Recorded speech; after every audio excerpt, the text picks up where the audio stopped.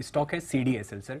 यहाँ पर लगातार वैसे ही बिजनेस इनका अच्छा खासा चल रहा है, पर दो एक सोर्स ऑफ इनकम है इनके कंपैरेटिवली अगर आप देखें चार हैं, उसमें से दो जो स्पेसिफिकली हैं, एक तो एनुअल इश्यूअर्स जैसे कि हर एक कंपनीज रहती है लिस्टेड या अनलिस्टेड, उनको कुछ सर्विसेज देती हैं ये वो वाली, और उसी के साथ साथ IPO मार्केट से रिलेटेड। सबसे पहले अगर आप एनुअल इश्यूअर्स की बात करें तो इस सेगमेंट से कंपनी की लगभग 36% आय आती है।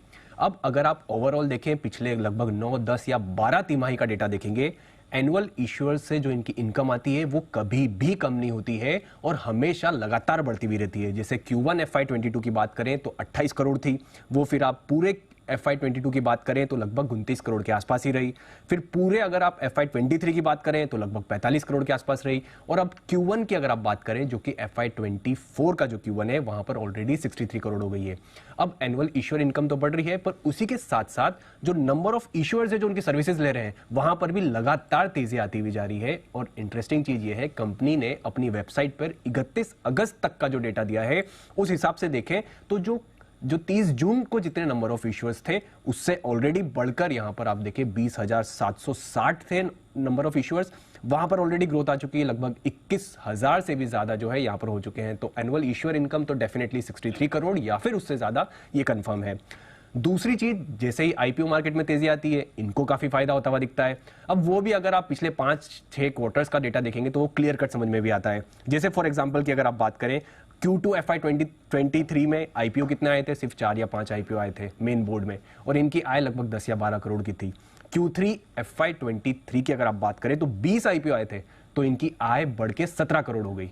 उसी हिसाब से अगर आप देखें तो इस बार अभी तक Q2 में ऑलरेडी जो है 22 IPO ऑलरेडी आ चुके हैं, उस हिसाब से इनकी IPO से होने वाली इनकम वो भी कंपैरेटिवली बढ़ के आएगी। तो ये दोनों चीजों को अगर आप देखें तो कंपनी के बहुत बढ़िया जो है आगे आने वाला समय हो सकता है। तो यूजुअली हम IPO मार्केट की देखते हैं तो हम से इनकी IPO से होने वाली इनकम वो भी कंपैरेटिवली बढ़ के आएगी। तो ये दोनों चीजों को अगर आप देखें तो कंपनी के बहुत बढ़िया जो है आगे आने वाला समय हो सकता है। तो यूजुअली हम IPO मार्केट की देखते हैं तो हम उस सेक्टर से जुड़ी कंपनीज की बात करते हैं, बट ये तो बड़ा फोकस होना चाहिए जिस तरह से IPO मार्केट ग्रो कर रहा है सर। CDSL वैसे भी हमारे रेडार पे बिल्कुल हमारे स्पेशल 25 की लिस्ट में भी रहा है, और इस स्टॉक को तो हम कहाँ से 400-500 रुपए से लगातार रिकमेंड करते आए हैं और अभी भी बहुत वैल्यू है। ये इंडियन कैपिटल मार्केट की जो रिटेल क्रांति है उसका प्रॉक्सी स्टॉक है दो तरीके से। पहला, जो रिटेल इन्वेस्टर्स का बेस बढ़ रहा है, इस बार 31 लाख नए अकाउंट खुले हैं, इसी से आप समझ सकते हैं सारे के सारे CDSL में नहीं खुले, लेकिन एक पूरा शेयर तो इनको मिल ही रहा है। सो एक तो रिटेल बेस जो बढ़ रहा है, डिलीवरी बेस वॉल्यूम बढ़ रहा है, कैश मार्केट के वॉल्यूम्स जो बढ़ रहे हैं, उसका सीधा सीधा फायदा CDSL को होता है। ये तो एक रिटेल वाला मामला हो गया। लेकिन जो बड़ा पैसा इनका आता है वो दो तरीके से आता है। जो कंपनियां CDSL पर लिस्टेड है उन्हें एनुअली उनको फीस देनी होती है, और जो नई कंपनियां आ रही है वो एक फीस देती है तो ही वो CDSL पे अपनी शेयर लिस्ट करवा पाती है। ठीक है, IPO के अलावा भी लिस्ट होती है, बट IPO की बात करें जैसे पिछले क्वार्टर में 7 IPO थे, इस बार 22 है।